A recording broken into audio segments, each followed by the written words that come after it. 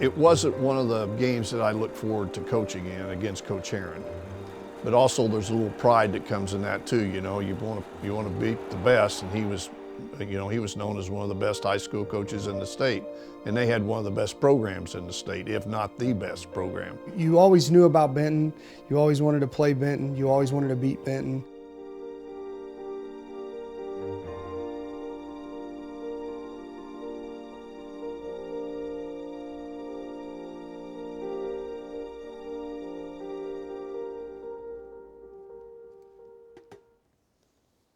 I started here in 1960, and I was head coach 25 years here at Benton.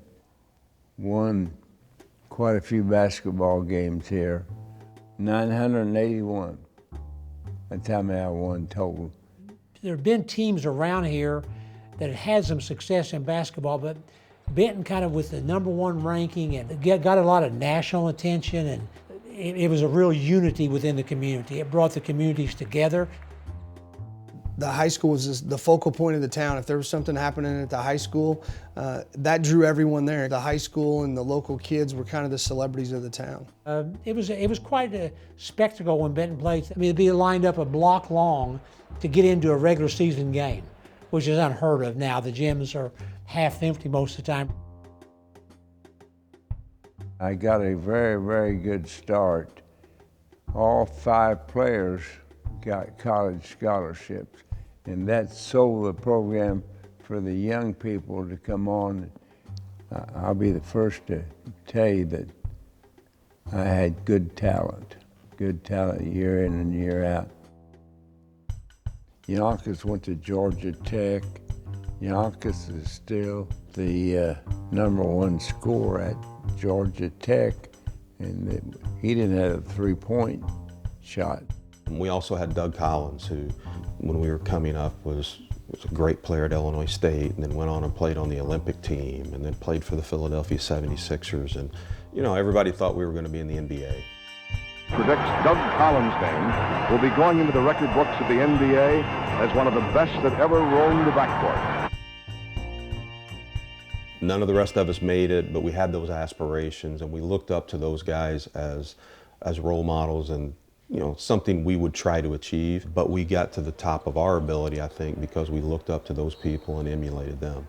High school was kind of the pinnacle as far as coaching. He was legendary, you know, when I first started playing. So just having the opportunity to see the tradition and the culture that had kind of grown around basketball, and that was kind of a peak of what you wanted to do as a little kid growing up in Benton. It's tradition here at Benton High School when we have a team that wins a regional or wins a sectional or wins a super sectional. We call the fire station, and the fire station meets us wherever we're coming into town at, and they escort us to the square, and the sirens are going, and the people get there before we arrive. And as a player, I know that was exciting. All your friends are there. You've won a big game, and it's neat to know that the community's behind you. You know, we talk all the time about how you have to be a reflection of your town, you have to be a reflection of hard-nosed, being something that people in town can rally around and support. The sports around here is the glue that holds everything together. I went to work at the coal mines when I was 18 years old, right out of high school. Back in that time frame, I'd say that you probably had 30–40% of the males went to work in the mines. Friday night and Saturday night and tournaments and stuff where the Rangers were playing, that kind of is an escape for folks around here to go off for a couple hours, go in there and watch the hometown team and root for them. Our guys sacrificed a great deal, and they wanted to win. I didn't have any secrets in the game of basketball. I don't think anybody had any secrets. All I did was try to get them to work harder, spend time on their own, and come in the gym in the summertime. I didn't ask a player to do anything that I didn't do as a player. I don't think really good coaches are too wrapped up in themselves. They really want to do what's best for their players and their program. And I think that's what Coach Herron did. So many of us were fortunate to go on and and play college basketball because he tried to get us those opportunities. You knew what you're going to get from Coach Aaron. You know, what he said was his word, and he treated everybody the same. He's probably the reason I chose to get into coaching, just because of the amount of respect that I had for him. I think the big thing is we knew how passionate he was about the game. You know, he can be hard to understand, especially when he gets excited. And we always joked, we didn't know what he said, but we knew what he meant. Coach Aaron's been gone from here for almost 40 years, 30 some years. His shadow still reigns over this place, you know, and it will probably for the next 50 years.